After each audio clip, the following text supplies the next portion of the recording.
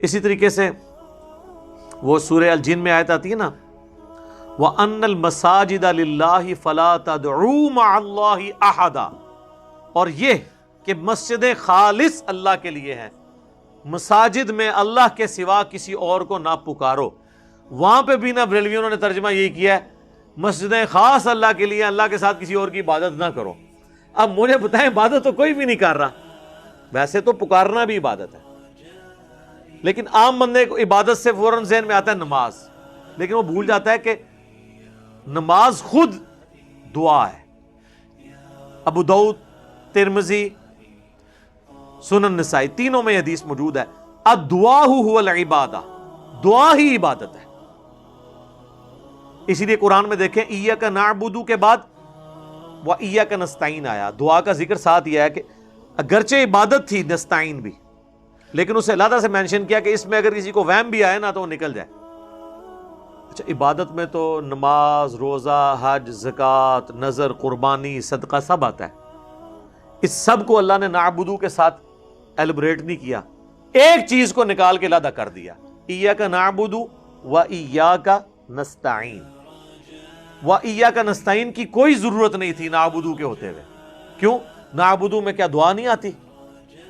سورہ فاتحہ خود دعا ہے، سجدہ، روزہ، حج، زکوٰۃ، قربانی، یہ سب آتا ہے، لیکن اللہ نے ایک چیز کو الگ نکال کے ذکر کر دیا کیونکہ اللہ کو پتا تھا کام میں دیش پیڑا ہے، اور وہ ہے وَإِيَّاكَ نَسْتَعِينُ۔ آپ کو مزے کی بات بتاؤں کہ ڈاکٹر فرحت ہاشمی نے نا سنت، اذکار اور دعائیں ایک کتاب میں جمع کی ہیں، اور اس کتاب کا نام رکھا ہے وَإِيَّاكَ نَسْتَعِينُ، ٹھیک ہے؟ کیونکہ نستعین کی اپروپریٹ ٹرانسلیشن ہی یہ ہے کہ صرف تجھی سے دعا مانگتے ہیں، مدد نہیں۔ صرف مدد میں تو پھر وہ دھوکہ دیں گے، جی وہ تھی ہم نے وزن اٹھانا ہو تو کسی کو بلاتے ہیں نہیں مدد کے لیے، وہ اس طرف چل پڑتے ہیں۔ عبادت، دعا۔ اب نبی الاسلام نے جب یہ فرمایا نا الدعاء هو العبادہ، تو اس کے ساتھ آپ نے قرآن کی آیت پڑھی سورۃ المؤمن کی، جسے سورہ غافر بھی کہتے ہیں، ان الذین یستکبرون عن عبادتی، سٹارٹ پہلے اس سے ہوا، آپ نے وہ پہلا حصہ پڑھا، ادعونی استجب لکم، اے میرے بندو مجھ سے مانگو میں تمہاری دعا قبول کروں گا۔ ان الذین یستکبرون عن عبادتی، جو تکبر کریں گے نا میری اس عبادت سے، یعنی مجھ سے دعا مانگنے سے آر محسوس کریں گے، میں انہیں ذلیل و خوار کر کے جہنم میں داخل کروں گا۔ اللہم اجرنا من النار۔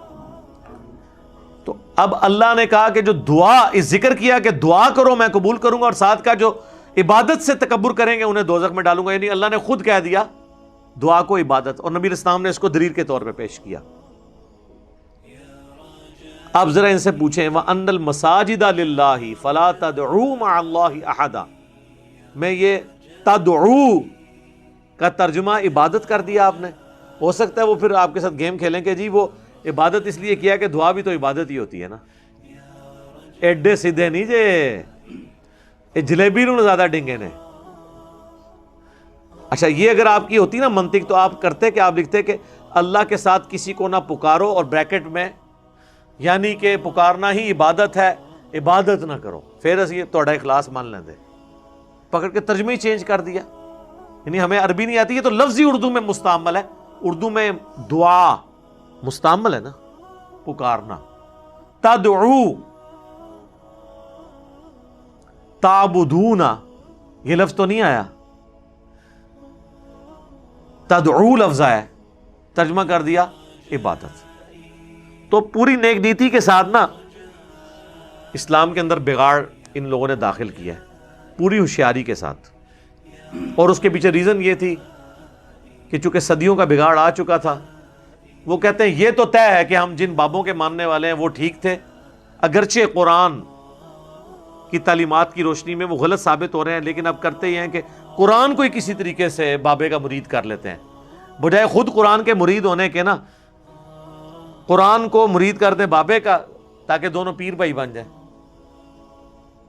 سر قرآن کو تو آپ کسی پیغمبر کے تابع بھی نہیں لا سکتے، نبی الاسلام کو قرآن میں کئی جگہ یہ بات ارشاد ہوئی ہے، اور اس کا کلائمیکس ہے سورہ یونس، میں یقین کریں جتنی بار یہ الفاظ پڑھتا ہوں بندہ کانپ اٹھتا ہے کہ کس لیول کی گفتگو ہو رہی ہے.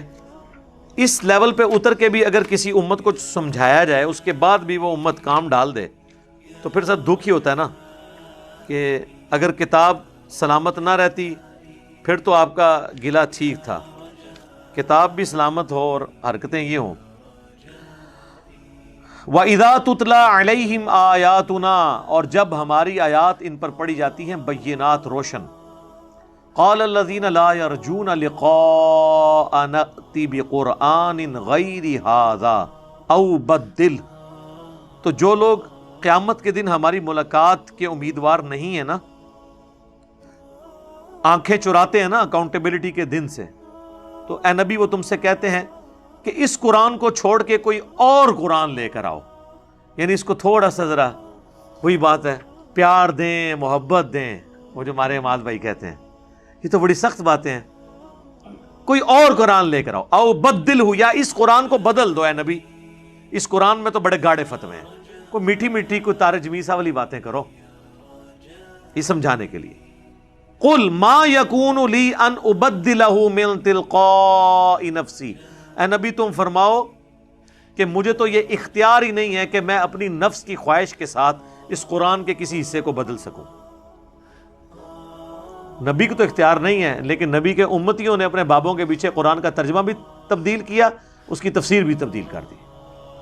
اور ڈاکٹر سرار صاحب صحیح کہتے تھے کہ قرآن کی بھی تعریف ہو چکی ہوئی ہے، صرف ٹیکسٹ محفوظ ہے.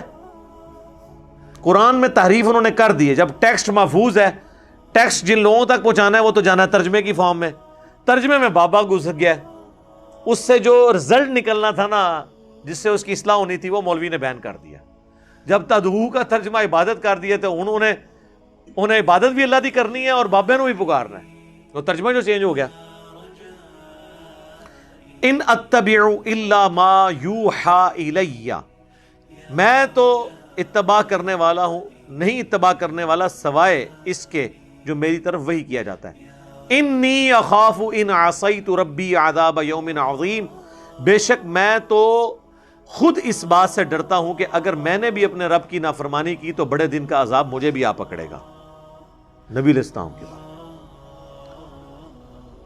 قل لو شاء اللہ ما تلوتہ علیکم ولا ادراکم بہ، اے نبی تم فرماؤ کہ اگر اللہ ہی چاہتا نا تو میں کبھی قرآن تم پر تلاوت نہ کرتا، یعنی مجھ پہ نازل ہی نہ ہوتا اور نہ تمہیں اس کا ادراک کروایا جاتا.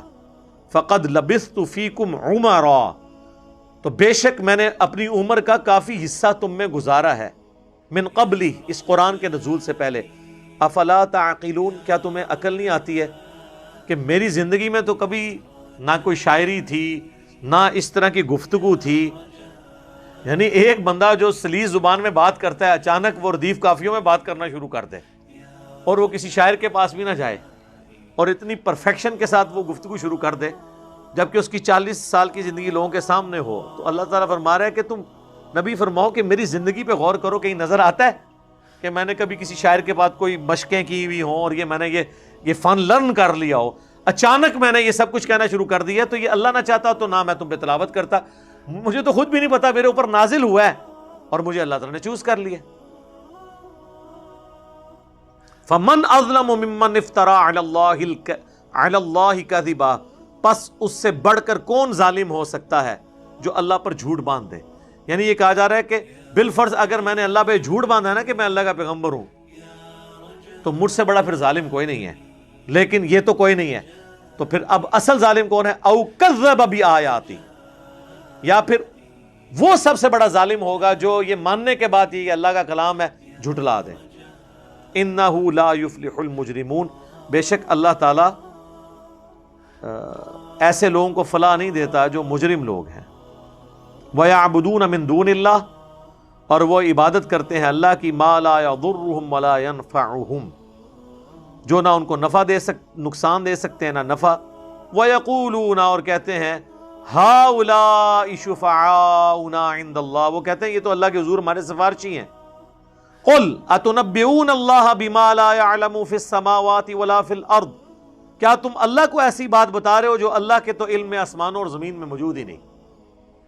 ہوئے ہوئے، سبحانہ وتعالی عما یشرکون، پاک ہے وہ ذات سب سے بلند اونچی ہر اس چیز کے شرک سے جو اس کی طرف تم منسوب کرتے. ویسے تو یہ چھوڑنے کو دل ہی نہیں کرتا سورہ یونس، یہی چلنی شروع ہو جانی تھی آگے. یہ تو وکھرا جہاں ہے سر، یہ جہاں ہی کچھ اور ہے. تو اب اللہ تعالیٰ کس طرح کھول کھول کے چیزوں کو بیان کر رہا ہے، لیکن یہ ان کے لیے جو قرآن کو سن لیں. جو قرآن کو نہیں سنیں گے ان کے لیے کوئی ہدایت نہیں ہے.